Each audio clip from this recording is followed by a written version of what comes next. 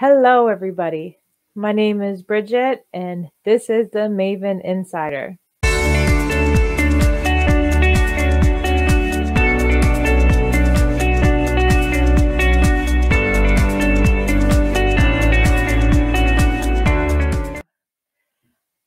Hi, everybody. My name is Bridget, and I'm with the Maven Insider. This is our first and premiere episode of the Maven Insider. The purpose of this podcast is to provide as much insight as we possibly can to the entrepreneurial life. Entrepreneur lifestyle is not a smooth road. There's a lot of bumps along the way. We want to bring insightful people on the show who are willing to share their story, their hardships, and even their successes on everything that they've done in order to be in the position that they are in now. Entrepreneurship, everybody always talks about, I want to, be my own boss and, have my own business and have my own flexible hours. But the harsh reality is entrepreneurs don't have flexible hours. They don't have it easy in the beginning. In fact, most entrepreneurs are known to work over 80 hours a week just to make sure that the businesses can keep running successfully. Now, as most businesses, as they grow and you hire more staff, then the owners have a lot more flexibility from that point. But it doesn't come right away, and it takes a long time to get there. So we want to bring professionals to you and have them share their story to you. It's not going to be specific to one industry.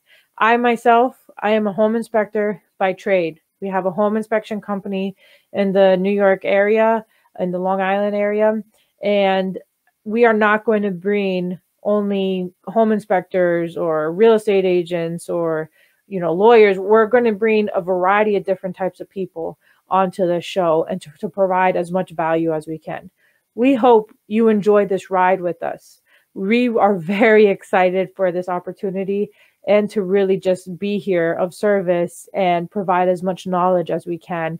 And honestly, the harsh, honest reality of what it's like to be an entrepreneur.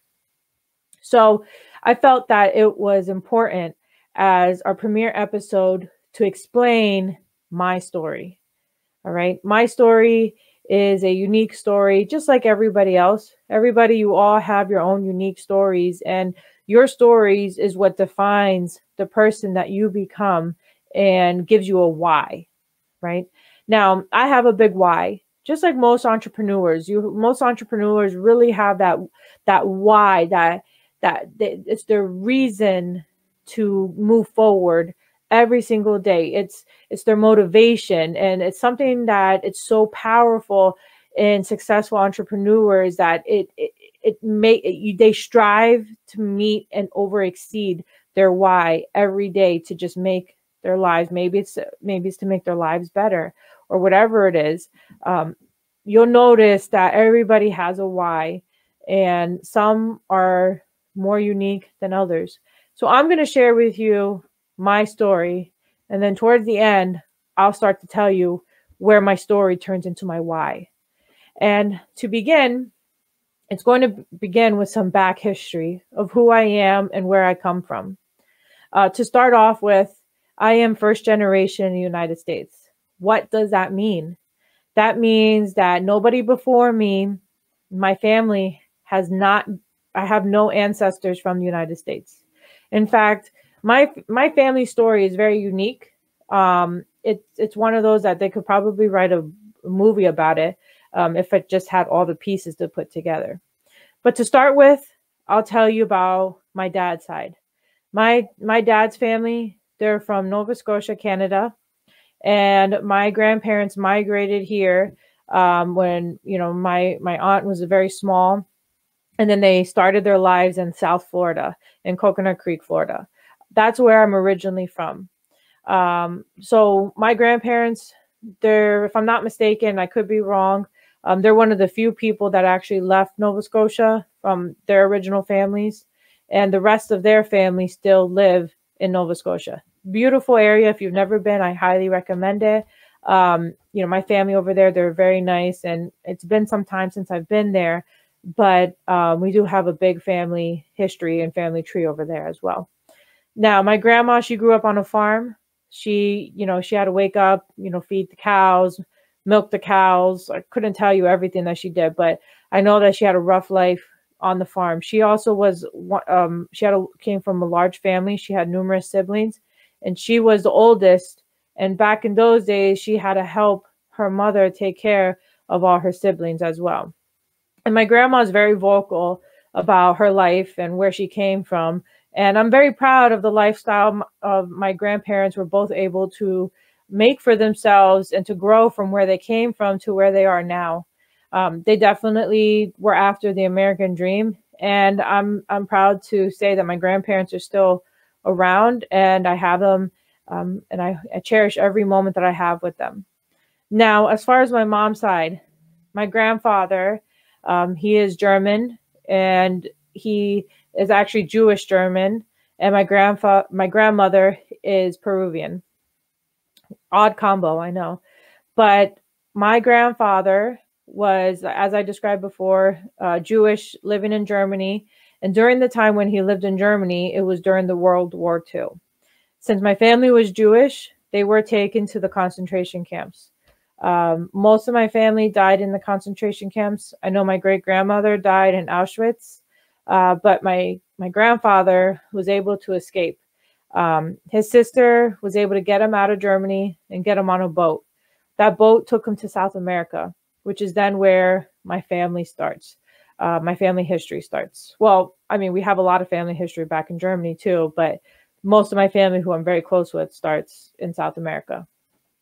My grandfather landed in Colombia. Well, not really landed, but his boat, I guess, made landfall in Colombia. And somehow, one way or another, he was able to provide for himself so much that my grandfather was able to actually become a doctor many years later. While he lived in Colombia, he met his first wife, and they had children, which was my mom's oldest sister and her two brothers. Now, for one reason or another, the marriage didn't end up working out, and my grandfather, I guess, somehow ended up in Bolivia, which is then where he met his second wife. They also had two children, my uncles, and same deal, or same similar situation where that marriage didn't end up working out as well. Now, as a doctor, my grandfather traveled a lot throughout South America. My grandfather was a very intelligent man. He actually spoke 8 different languages.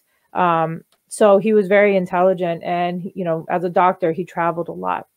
Now, somehow he ended up in Peru, and that's where he met my grandmother. They got married, and my mom and my uncle were born in Peru. After some time of living in Peru, my grandfather wanted to go back to Germany and finish up his career as a doctor and retire later in Germany. So my mother and her at this point, my mom's brother and my grandmother, they all left Peru and they migrated back to Germany. So at this point, my grandmother moved to Germany without knowing German at all. In fact, my grandmother's first and only language was Spanish at this point. She did not even know English. They didn't need to know it at this point. So my grandmother was able to learn German, and they lived in Germany for a number of years. My mom's younger sister was also born in Germany as well. My mom grew up most of her, I guess you could say, childhood in Germany. My mom knows 4 languages. Her first language would be Spanish. Her second language is German, and her third language is French, and her fourth language is English. Now, some years went by after they were living in Germany, and then my grandfather retired, and then they decided to move to the United States. Once they moved to the United States, I couldn't tell you the exact age, but that's when my mom went through high school and had to learn English and all these different things, and also went to college in the United States. At that point, after many years, my mom had met my father. They got married, and then I was born. Now, I'm not going to tell you my whole childhood. I'm just telling you my family's history and where we come from. And my family is a very hardworking, not was, they are a very hardworking family. My father, I consider my father to be the best salesman I've ever met. In fact, he could take a pile of crap and tell you why this is the best pile of crap and why you need to have this. That's how good he is. So my father and my mother together built a business together. And they got it very big and very successful. And it took a lot of hard work. In fact, I remember as a child sitting in my parents' office. My dad made an extension off our house at the time and made an office for the business because they outgrew the small little desk in the living room. And he made an office there for my mom and for him. And I would be there as a young child helping my mom do the end of the month. The end of the month was like putting invoices together, shipping them out to all the vendors that we had and all sorts of things. So I remember that hard work and dedication. I remember when my brother was born, how, my mom was always trying to manage everything as a mom, and as a business owner, and just trying to make sure everything was running smoothly. I remember going on different routes with my dad as well and learning the business. Now, unfortunately, as time progressed, things within the marriage did not go as well we would have liked to. After growing the business for a number of years and my parents got it very large, we had numerous employees. We even got a warehouse with a, big, multiple different trucks and so forth. And my parents started building houses and, they had built a very good life for all of us. However, one day, and some people who may watch this may not agree with what I'm about to say, but one day my father decided he didn't want any of this anymore. He didn't want his family. He didn't want everything my parents had worked so hard to build together. There's a lot that happened in between, and it's just too much to ever explain. And honestly, some of the things that we've encountered that I went through with my mom and my brother are in such a dark place that it's not something I ever want to revisit. But a brief, short, to the point story is my dad pretty much, left us, and he made sure to take everything with him as well. Meaning that successful business, that income that was coming from those businesses, everything was all of a sudden gone. So it put us in a very difficult position. At this time, I was later in my teens, almost an adult, and my brother was still young. And we found ourselves without a father, without any income coming in. And my mom was going through an emotional roller coaster as the guy, the man, the father, the person she thought was her best friend, who she was married to over 20 years, all of a sudden, everything was gone.